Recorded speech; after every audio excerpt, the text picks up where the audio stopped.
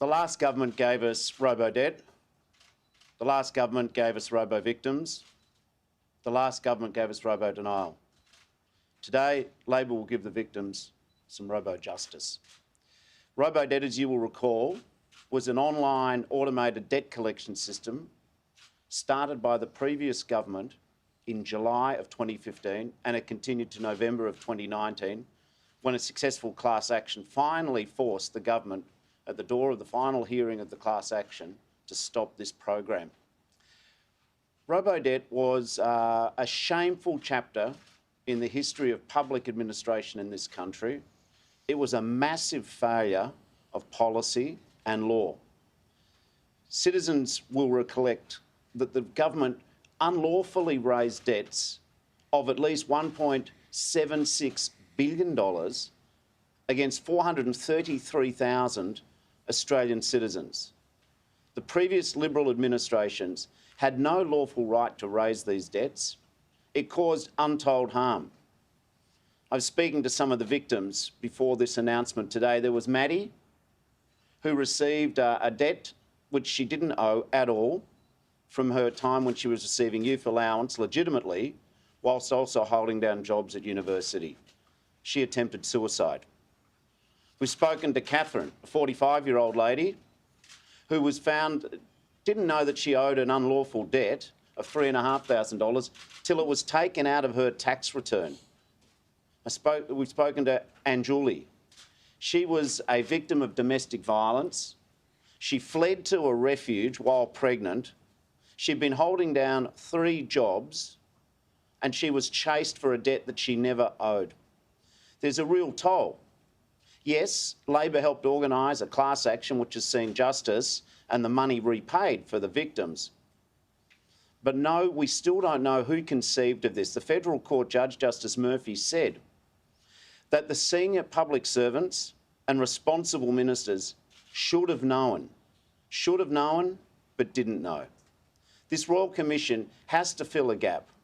At one level, it was certainly the conduct of irresponsible ministers and senior public servants. At another level, no one ever asked the question, maybe the machine was wrong and the people complaining were right. Until we have these answers, we'll never be able to have full restitution for the victims, nor can we guarantee that it can never happen again. Thanks very much, Bill. We're happy to take questions on this perhaps first, and then we can take more broader questions if there are any. Prime Minister, there's been some criticism that this is an expensive review, Royal Commission, into something that has already been through the federal courts. What do you say to that, you know, this has already been through the justice system? So what are you hoping to learn, and is this just another expensive way to trash the full government? I'll tell you what's expensive, the more than $1 billion that this process has cost a federal government, that cost that money because of the way that this was handled. I'll tell you the other cost, this is what Minister Shorten has been speaking about, the human cost of this. People lost their lives.